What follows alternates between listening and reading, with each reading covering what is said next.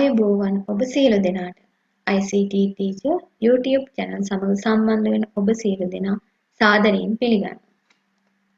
මෙම වීඩියෝ මගින් ප්‍රමතකරණය normalization ගැන කතා කිරීමටයි මාගේ මේ උත්සාහය. දත්ත සමුදායක් නිර්මාණය කිරීමේදී අපට ප්‍රමතකරණය ගැන දැනගෙන සිටීම වඩාත් අත්‍යවශ්‍ය වෙනවා. යම් දත්ත සමුදායක් නිර්මාණය කිරීමේදී එය භෞතිකව නිර්මාණය කිරීමට පෙර ප්‍රමතකරණයට ලක් කිරීම අපි කළ යුතුයි. විශේෂයෙන්ම සම්බන්ධක දත්ත පාදකයක් නිර්මාණය කිරීමේ තාර්කික සැලසුම් අධීරයේ අවසන් පියවර ලෙස අපි ප්‍රමතකරණය සිද්ධ කරනවා. මෙහිදී අපි අපේ දත්ත යම් පිළිවෙලකට සකස් කිරීම සිද්ධ කරන්නේ. එවිට අපි නැවතත් කුඩා කොටස් වලට කැඩිය නොහැකි තත්ත්වයට අපේ දත්ත එහෙම නැත්නම් උපලැකි පත් කිරීම සිද්ධ කරනවා. ඒ වගේම දත්ත අතර සම්බන්ධතා ගොඩනැගීමට ආගන්තුක යතර භාවිතා කරනවා. ප්‍රමතකරණය සිදු කළායින් පසු අපට ලැබෙන්නේ කුඩා වගු. එවිට අපිට දත්ත සමුදාය කල්පනාකරණය කර ගැනීම ඉතාමත් පහසු වෙනවා. එසේම නැවත නැවත දත්ත ලිවීම අවම කර ගැනීමට හැකියාව තියෙනවා. අපි බලමු මොනවද ප්‍රමතකරණයේ වාසි කියලා. දත්ත සමරික්තතාව. එහෙම නැත්නම් අපි කියනවා එකම දත්තය නැවත නැවත යෙදීම. ප්‍රමතකරණය සිද්ධ කරායින් පස්සේ අපිට දත්ත සමරික්තතාව අවම කර ගැනීමේ හැකියාව තියෙනවා. ඒ වගේම මේ දත්ත සමරික්තතාව නිසා දත්ත ගබඩා කිරීමට වැය වෙන ඉඩ අපිට අවම කරගන්න පුළුවන්.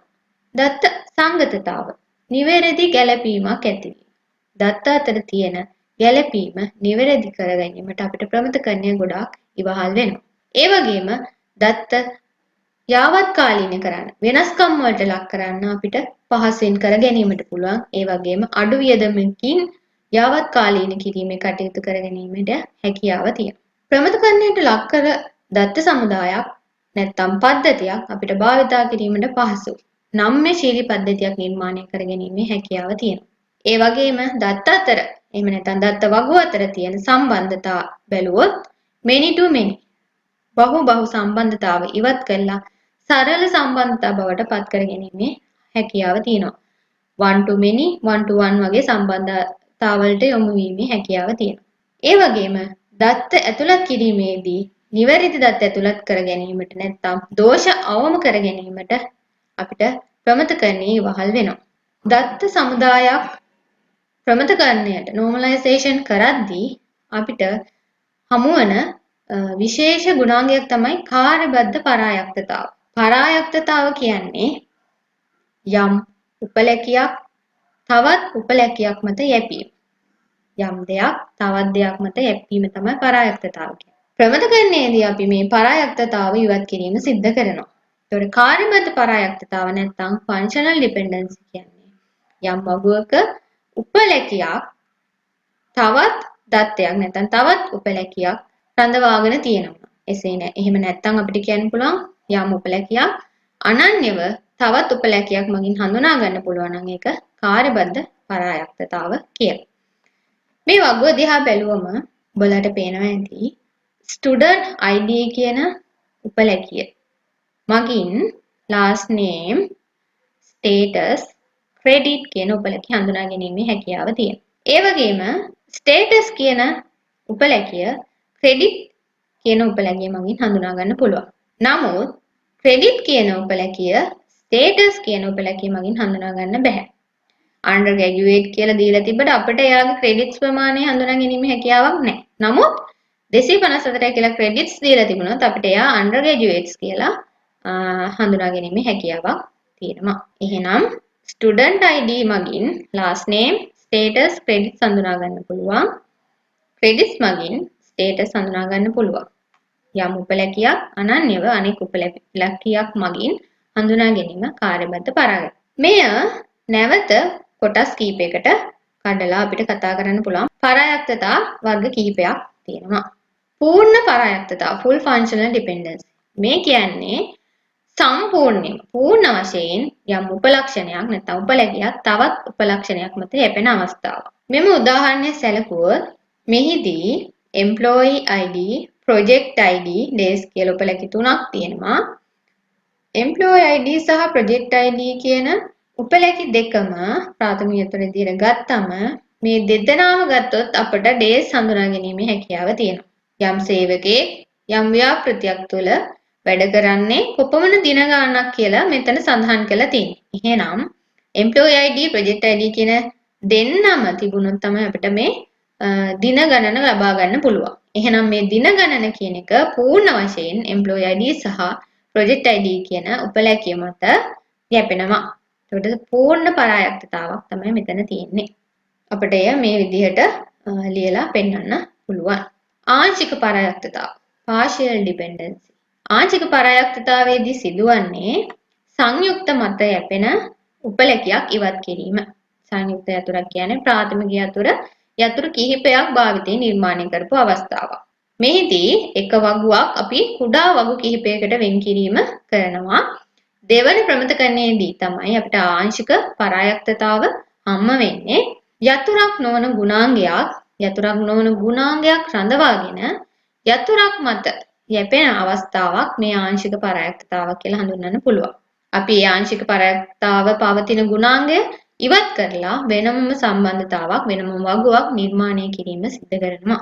එතකොට ආංශික පරායක්තතාව පැවති අතර නව සම්බන්ධකයේ වෙත යොමු කරලා නව වගුවට සම්බන්ධ කරනවා. මෙම උදාහරණයෙන් ආංශික පරායක්තතාව නිරූපණය කරලා තියෙනවා. මෙහි උපලැකි හතරක් තියෙනවා. student ID, student name, course ID, course title. මෙහිදී ප්‍රාථමික යතුරු විදිහට student ID සහ course ID කියන දෙදෙනාම ගන්න සිද්ධ වෙනවා. student ID විතරක් අපිට ප්‍රාථමික යතුරු විදිහට ගත්තොත් එම සිසුවා course කීපයක් සමග සම්බන්ධ වෙලා තියෙනවා නම් අපිට එකම පුද්ගලයෙක්ගේ දත්ත නැවත නැවත යෙදීමට සිද්ධ වෙනවා. ඔබට පෙන්වන්න ඇති මෙහි 20 කියලා දෙපාරක් ලියවිලා තියෙනවා. එතකොට student name දෙවතාවක් යෙදිලා තියෙනවා. ඒ course දෙකක් මෙයා follow කරන නිසා. මෙහිදී course title කියන උපලැකිය student ID course ID කියන සංයුක්ත යතුර නැත්නම් ප්‍රාථමික යතුර මත යැපෙන්නේ. එම නිසා අපිට course title කියන එක මේ වගුවෙන් ඉවත් කරන්න සිද්ධ වෙනවා. එතකොට student ID, student name, course ID එක වගුවකත් course ID සහ course title එක වෙනත් වගුවකත් අපි පවත්වා ගන්නවා ආංශික පරායක්තතාව ඉවත් කරන්න උවමනා වුණා. තෙවන පරායක්තතාව නම් සංක්‍රාන්ති පරායක්තතාව. transitive dependency. සංක්‍රාන්ති පරායක්තතාව හම්බ වෙන්නේ අපිට තෙවන ප්‍රමිතකරණයේදී. දෙවන ප්‍රමිතකරණයට ලක් වෙලා තියෙන වගුවක සංක්‍රාන්ති පරායක්තතාව තියෙනවා නම් ඒක ඉවත් කරාම අපිට තෙවන ප්‍රමිතකරණයට ලක් වූ වගුවක් බවට පත් කරන්න පුළුවන්. මෙහිදීද යම් ගුණාංගයක් යතුරක් නොවන ගුණාංගයක් තවත් එවැනිම යතුරක් නොවන ගුණාංගයක් මත රඳා පැවතීම තමයි සිද්ධ වෙන්නේ. එවිට අපි එම ගුණාංගය නව වගුවට ගෙන යාම සිද්ධ කරනවා. මෙම රූප සටහනෙන් පෙන්වන්නේ සංක්‍රාන්ති පරායක්තතාව පවතින වගුවක්.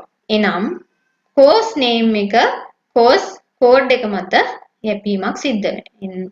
මෙම unit code කියන යතුර මගින් course name පවත්වා ගැනීමට හැකියාවක් නැහැ. course name කියන යතුරක් නොවන ගුණාංගය course code කියන මෙම වගේ course code කියන ගුණාංගය මත තමයි රඳා පවතින්නේ. එය මෙම වගේ ප්‍රාථමික යතුර වන්නේ නැහැ. ඒ කියන්නේ යතුරක් නොවන ගුණාංගයක් තවත් යතුරක් නොවන ගුණාංගයක් මත යැපීමක් සිද්ධ වෙනවා. එම නිසා අපි course name කියන එකනයි course code කියන එකනයි වෙනම වගුවකට ගෙන යනවා. මෙම වගුවේ course code කියන එක ආගන්තුක යතුරක් විදියට භාවිතා කරනවා. මෙම රූප සටහන ඔබට පෙන්වන්න ඇති සංක්‍රාන්ති පරායක්තතාව ඉවත් කළ තෙවන ප්‍රමිතකරණ ගෙන යාමට පසු ඇති වෙලා තියෙන වගු දෙක. එතකොට වගු දෙකක් නිර්මාණය වෙලා තියෙනවා. මෙම උපලැකි දෙක වෙනම වගුවකට ගෙන යාම සිද්ධ කරනවා. foreign key නැත්නම් ආගන්තුක යතුරු විදිහට course code එක පරණ නැත්නම් ප්‍රථම වගුව තුල පවතිනවා. යම් දත්තපාදකයක් ප්‍රමිතකරණය කිරීමේදී පියවර කිහිපයක් පවතිනවා. කලින් වූ ප්‍රමිතපත්‍රය zero normal form කියන. ඒ කියන්නේ බහු වටිනාකම් පවතින අවස්ථාව. මූලිකම වගුව. නැවත නැවත යෙදීම් තියෙන්න පුළුවන් මේ වගුව. දෙවනට හම් වෙනවා ප්‍රමත පත්‍රය. one normal form. බහු වටිනාකම් ඉවත් කරන ලද. මෙහිදී zero normal form එකේ තිබුණු වගුවේ බහු වටිනාකම් ඉවත් කිරීමෙන් පසු ප්‍රථම ප්‍රමතකරණයට ලක් වූ වගුවක් විදිහට අපිට සලකන්න පුළුවන්. දෙවන ප්‍රමත පත්‍රය ආංශික පරායුක්තාව ඉවත් කරන ලද. ප්‍රථම ප්‍රමතකරණයට ලක් වූ වගුවක ආංශික පරායුක්තතාව තියෙනවා නම් ඒක ඉවත් කළ අපිට දෙවන ප්‍රමත පත්‍රයට යන්න පුළුවන්. තුන්වන ප්‍රමත පත්‍රය third normal form සංක්‍රාන්ති පරායුක්තතාව ඉවත් කරන. දෙවන ප්‍රමතකරණයට ලක් වූ වගුවක සංක්‍රාන්ති පරායුක්තතාවක් පවතිනවා නම් එය ඉවත් කිරීම මගින් දෙවන ප්‍රමතකරණයට ලක් වූ වගුව බවට පත් කරගන්න පුළුවන්. ප්‍රමතකරණයේ තවත් බොහොම අවස්ථා තියෙනවා. ඕගොල්ලොන්ගේ සිලබස් එකට අනුව මේ තෙවන ප්‍රමතකරණය දක්වා දැනගෙන සිටියාම ප්‍රමාණවත්.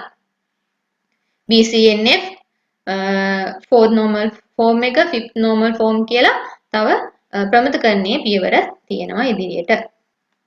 මේ රූප සටහනින් පැහැදිලි කරන්න පුතේ zero normal form එකේ තියෙන වගුවක් බහුවටනාකම් ඉවත් කිරීමෙන් සමහර අවස්ථාවලදී ප්‍රථම ප්‍රමතකරණ අවස්ථාවට යනවා සමහර අවස්ථාවලදී දෙවන ප්‍රමතකරණ අවස්ථාවට යනවා.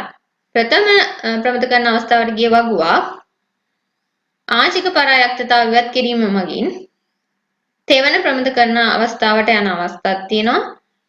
දෙවන ප්‍රමතකරණ අවස්ථාවට යන අවස්ථාවක් තියෙනවා.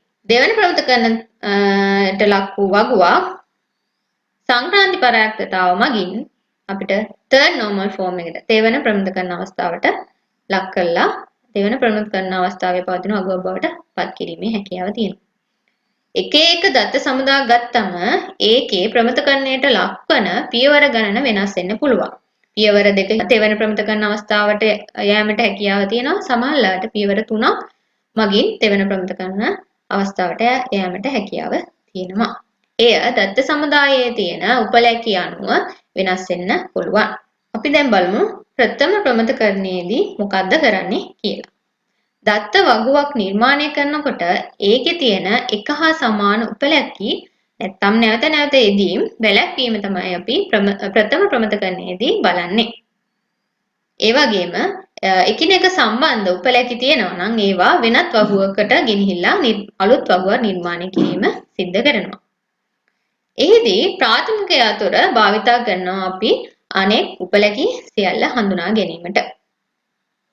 මෙම රූප සටහන බැලුවම zero normal form එකේ තියෙන වගුවක් තමයි තියෙන්නේ. එතකොට ඔබට පේනවා ඇති මේ රතු පාටින් කොටු කරලා දක්වලා තියෙනවා දත්ත නැවත යෙදීමක්. student ID සහ student name year semester කියන එක නැවත නැවත යෙදීම් දක්වලා තියෙනවා. මේ ඉවත් කර ගැනීමෙන් අපි ප්‍රථම ප්‍රමතකරණයට ලක් කරගන්නවා. එතකොට බහුවටනාකම් ඉවත් කර ගැනීම සඳහා නැත්තම් සිසුන්ගේ විස්තර ඇතුළත් තියෙන උපලැකි ටික වෙනම වගුවකට යුනිට් පිළිබඳ විස්තර වෙනම වගුවකටත් ගෙන යාම සිද්ධ කරනවා. මොකද එක් සිසුවෙකුට යුනිට් කීපයක් යුනිට් කෝඩ් කීපයක් තියෙන්න පුළුවන්. ඒ නිසා තමයි මේ බහුවටනාකම් නැවත නැවත යෙදීම සිද්ධ වෙන්නේ. ඒ නිසා අපි යුනිට් පිළිබඳ විස්තර වෙනම වගුවකට ගෙන යාමෙන් අපිට නැවත නැවත යෙදීම අවම කරගන්න පුළුවන්. එතකොට student ID, student name, year සහ semester කියන කොටස් ටික එක වගුවකට unit code, unit name කියන එක තවත් වගුවකට ගෙන යනවා. එහිදී student ID unit code කියන දෙන්නගේම එකතුව සංයුක්ත යතුරක් විදිහට, ඒ කියන්නේ ප්‍රාථමික යතුර සංයුක්ත යතුරක් විදිහට අනෙක් වගුවේ භාවිතා කරනවා. මෙන්න මේ ආකාරයට. එතකොට මේ ප්‍රථම ප්‍රමතකරණයට ලක් වූ අවස්ථාවක්. ඊළඟට අපි බලමු දෙවන ප්‍රමතකරණය. මෙහිදී අපි යම් වගුවක් නිර්මාණය කිරීමේදී එකිනෙකට සම්බන්ධ වෙලා තියෙන උපලැකි නැත්නම් උපලක්ෂණ වගු වෙන් කර ගැනීම සිද්ධ කරනවා. එම උපලැකි නැවත තවත් වගුවක උපලැකියක් නැවත නැවත තවත් වගුවල යෙදීම වැළැක්වීම තමයි දෙවන ප්‍රමතකරණයේදී සිද්ධ කරන්නේ. නිර්මාණය කරන වගුවක ආගන්තුක යතුරු විදිහට අපි යම් ප්‍රාථමික යතුරක් වෙනත් වගුවකට ගෙන යාමේදී භාවිතා කරනවා. මෙම රූප සටහනේ දැක්වෙන්නේ පළමු උදාහරණය යටතේ අපි කතා කරපු ප්‍රථම ප්‍රමතකරණ අවස්ථාවට ලක්වුණු වගු දෙක. මෙහිදී අපි බැලිය යුතුයි ආංශික පරායක්තතාව පවතිනවාද කියලා. ඒ කියන්නේ සංයුක්ත යතුරක් මත මොකක් හරි වෙනත් උපලකයක් යැපෙනවද කියලා. ඔබට පේනවා ඇති යුනිට් නේම් කියන උපලක්ෂණය ස්ටුඩන්ට් ID යුනිට් කෝඩ් කියන සංයුක්ත යතුර මත යැපෙනවා. එවැනි අවස්ථාවක අපි යුනිට් නේම් උපලකය වෙනත් වගුවකට ගෙන යා යුතුයි. එහිදී අපිට එයාව තනියම ගෙන යන්න බෑ නිසා එයාව අනන්‍යව හඳුනා ගැනීමට යුනිට් කෝඩ් කියන යතුර අපි එම වගුවට ගෙන යාම සිද්ධ කරනවා. එහිදී මෙම වගුව යුනිට් කෝඩ් යුනිට් නේම් කියලා තවත් වගුවකට කැඩෙනවා. ස්ටුඩන්ට් ID සහ යුනිට් කෝඩ් කියලා මෙම වගුව මේ විදිහට පවතින. එවිට සිසුන් පිළිබඳ මෙම වගුවත් සම්බන්ධතාව සඳහා මෙම වගුවත් යුනිට් පිළිබඳව මෙම වගුවත් කියලා වගු තුනක් තියෙනවා දෙවන ප්‍රමිත කරන අවස්ථාවට මෙය ලක් කරාම. ඊළඟට අපි බලමු තෙවන ප්‍රමිත කරන අවස්ථාව. මෙහිදී අපි වගුවක් නිර්මාණය කරනකොට එම වගුවේ තියෙන ප්‍රාථමිකත්වයෙන් වගුවේ තියෙන අනෙක් සියලු උපලකි හඳුනා ගන්න පුළුවන්ද කියලා බලන්න ඕන. එසේ හඳුනා ගන්න බැරි මොනවා හරි උපලකයක් තියෙනවා නම් ඒවා ඉවත් කරලා වෙනම වගුවට ගෙන යාම සිද්ධ කරනවා. මේ උදාහරණය බැලුවම ID, name, account number, bank code number, bank කියලා උපලකි කීපයක් තියෙනවා. ඒකට අපි බලන්න ඕන ID කියන එක නම් මෙයාගේ ප්‍රාථමික යතුර වෙන්නේ. මේ ID කියන එක මගින් name, account number, bank code number සහ bank කියන උපලකි අනන්‍යව හඳුනා ගන්න පුළුවන් කියලා. ID එක ගත්තම අපිට name එක නැත්නම් නම හඳුනා ගන්න පුළුවන්, account number එක හඳුනා ගන්න පුළුවන්, bank code number එක හඳුනා ගන්න පුළුවන්. නමුත් bank code number එක මගින් තමයි bank එක හඳුනා ගැනීමට වෙන්නේ. කෙලින්ම අපිට ID එක මගින් bank එක හඳුනා ගන්න බෑ. එනම් bank කියන උපලකිය ID කියන ප්‍රාථමික යතුර මත නෙමෙයි ක්‍රියාත්මක වෙන්නේ bank code number එක මත. එහෙනම් අපිට bank කියන උපලකිය වෙනම වගුවට ගෙන යන්න සිද්ධ වෙනවා. එහෙනම් bank උපලකිය සහ එයා හඳුනා ගන්න bank code number කියන උපලකිය වෙනම වගුවකට ගෙන යනවා. එවිට තෙවන ප්‍රමිතකරණය ලක් කරාට පස්සේ අපිට මේ විදිහට වගු දෙකක් නිර්මාණය කරගන්න පුළුවන්. අද පාඩමින් මම කතා කරේ දත්ත සමුදායක පවතින දත්ත වගු ප්‍රමිතකරණයට ලක් කරගන්නේ කොහොමද? ප්‍රමිතකරණයේදී අපි භාවිතා කරන පරායත්තතා මොනවාද? zero normal form සිට third normal form දක්වා පියවරයන් විදිහට අපි ප්‍රමිතකරණයේදී සිද්ධ කරගන්න ඕන මොනවාද කියලා. මම හිතනවා ඔයාලට ප්‍රමිතකරණයේදී සිදුවන සිද්ධීන් ටික පැහැදිලි වෙන්න ඇති කියලා සහ ප්‍රමිතකරණයේදී ඔබ ක්‍රියාත්මක කළ යුතු පියවර මොනවාද කියලා පැහැදිලි වන්නට ඇති කියලා. ඉදිරියේදී තවත් වීඩියෝවක් මගින් දත්ත සමුදායක් ප්‍රමිතකරණය කරන ආකාරය පැහැදිලි කිරීමක් සිදු කිරීම බලාපොරොත්තු වෙනවා. ඒවා සමගත් රැඳී සිටින්න. මෙම වීඩියෝ යාළුවොත් සමග ෂෙයා කරන්න, ලයික් කරන්න, කමෙන්ට් කරන්න, සබ්ස්ක්‍රයිබ් කර බෙල් බටන් එක ක්ලික් කරන්න. දත්ත සමුදාය පිළිබඳ පාඩමට අදාළ විෂය කරුණු ඇතුළත් වීඩියෝ රැසක් ඉදිරිපත් කරලා තියෙනවා. ඒවත් නරඹන්න. ඉහත සැමැදි මගින් ඔබට එම වීඩියෝ සඳහා ප්‍රවේශ විය හැකියි. පසුගිය උසස් පෙළ ICT විෂයට අදාළ විභාග ප්‍රශ්න පත්‍ර වල MCQ ප්‍රශ්න වලට අදාළව පැහැදිලි කිරීම දක්වලා තවත් වීඩියෝ කිහිපයක් ඉදිරිපත් කරලා තියෙනවා. ඒවත් නරඹන්න. ඔබ සියලු දෙනාට ස්තුතියි.